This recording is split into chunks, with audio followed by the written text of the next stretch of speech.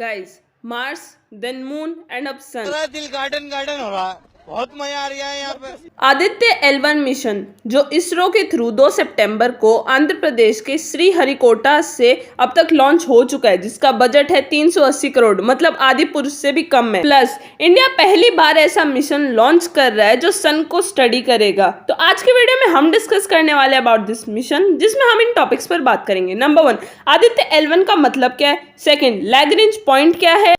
क्या आदित्य L1 सूरज पर जाकर लैंड करने वाला है। नंबर 3, क्या किसी ने और भी ऐसा मिशन किया है। एंड नंबर 4, ये जरूरी क्यों है। So let's start. पहली बात, आदित्य का संस्कृत में मतलब होता है सूरज, वहीं पर L1 का मतलब है लैग्रेंज पॉइंट।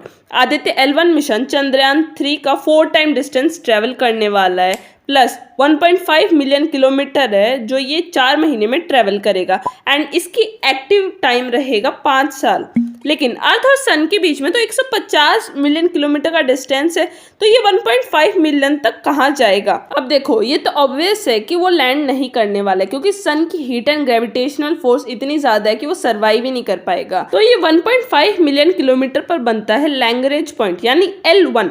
हमारी गैलेक्सी में टोटल 5 ऐसे पॉइंट्स हैं। एक्चुअली में Italian French mathematician Joseph Louis Lagrange ने ये 5 पॉइंट्स डिफाइन करे थे, जिसमें L1 पॉइंट अर्थ और सन के बीच में पड़ता है, L2 जो है वो अर्थ के पीछे है। नाउ लैग्रेंज पॉइंट का मतलब होता है position in space where gravitational pull of 2 large masses precisely equal to the centripetal force required for the small object to move with them। समझ रहे हो, समझ रहे हो आप, समझ रहे हो ना। लेकिन सुन के अच्छा लगा। मतलब देखो, कोई भी 2 हेवनली बॉडीज है, उनके बीच में जो ग्रेविटेशनल अट्रैक्शन एंड रिपल्शन होता है, लैग्रेंज पॉइंट एक ऐसा पॉइंट बनता है जहां दोनों का जो ग्रेविटेशनल पुल है वो बैलेंस हो रहा होता है, यानी एक इक्विलिब्रियम पोजीशन बन रही होती है। और जैसे जैसे सन और अर्थ मोशन कर रहे होते हैं, उनके रिलेटिव में भी ये पॉइंट मोशन कर रहा होता है। अब L1 पॉइंट पर ऐसा नहीं कि आदित्य L1 अगर वहां पे पहुंच गया तो रुक जाएगा। L1 पॉइंट पर भी वो छोटे छोटे ऑर्बिट करता रहेगा। L1 पॉइंट पर भेजने के बाद में सबसे पहला फायदा ये है कि एक तीर से 2 निशाने लग जाएंगे, यानी सन की स्टडी भी हो जाएगी और L1 पॉइंट की भी स्टडी हो जाएगी। एक्चुअली में आदित्य L1 में 7 पेलोड्स हैं, जिसमें 4 जो है वो सन की स्टडी करेंगे एंड 3 जो है वो L1 पॉइंट की स्टडी करेंगे। सबके नाम और काम आप स्क्रीन पर देख सकते हो। फायदा नंबर 2 ये है कि इस पॉइंट पर आने के बाद फ्यूल कंजप्शन बहुत ज्यादा कम हो जाएगा, क्योंकि एक ऑर्बिट पकड़ने के बाद थोड़ा ही फ्यूल आदित्य L1 को यूज करना पड़ेगा। नंबर 3 फायदा, अर्थ एंड सन के बीच में होने की वजह से 24/7 सन पर निगरानी रख सकता है। अब इतनी इंपॉर्टेंस होने के बाद क्या किसी और कंट्री ने कुछ ऐसा करने का ट्राई किया है। तो L1 पॉइंट पर पहले से यूरोपियन स्पेस एजेंसी का सोहो यानी सोलर एंड हीलियोस्फेरिक ऑब्जर्वेटरी सैटेलाइट मौजूद है।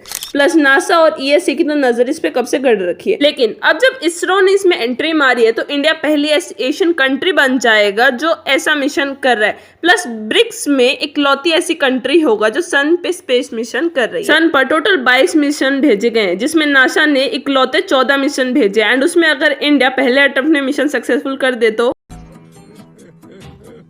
आग लगा दी। अब बात करते हैं कि आखिरकार ये मिशन इतना इंपॉर्टेंट क्यों है और हमें क्या फायदा मिलेगा सन की स्टडी करके। अब ये बात तो सबको पता है कि सन हमारा पेरेंट स्टार है। सारे प्लैनेट्स उस पर रेवोल्यूशन करते हैं, स्पेशली हमारा अर्थ का एटमॉस्फेयर एंड वेदर सन पर ही डिपेंड करता है। तो सबसे पहली बात, ये मिशन हमें मदद करेगा विद टाइम ये समझने की कि कैसे अर्थ एंड हमारे सोलर सिस्टम के दूसरे प्लैनेट्स फ्यूचर में किस तरह इवॉल्व होंगे। नंबर 2, ये मिशन फिजिक्स की बहुत सारी अनसॉल्व्ड मिस्ट्रीज को सॉल्व करेगा, जिसमें सबसे पहला आता है एटमॉस्फेयर एंड मैग्नेटिक फील्ड की स्टडी। और दूसरा ये कि सन का जो आउटर एटमॉस्फेयर है वो सरफेस से ज्यादा हॉट क्यों है। सन की जो आउटर लेयर है यानी कोरोना, इसका टेम्परेचर सन के सरफेस के अराउंड 300 गुना ज्यादा है एंड ये क्वेश्चन अभी भी एक मिस्ट्री बना हुआ है। नंबर 3, आदित्य L1 सन के वेदर को स्टडी करेगा एंड सबसे इंपॉर्टेंट इसलिए है क्योंकि सन के वेदर के चेंज होने पर ऑर्बिट ऑफ सैटेलाइट चेंज होता है, प्लस पावर ब्लैकआउट्स होते हैं और अर्थ पर डिस्टर्बेंस होते हैं, जैसे कि solar storm.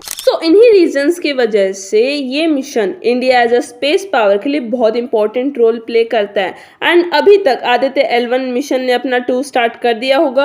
Hope for the best. Thanks for watching.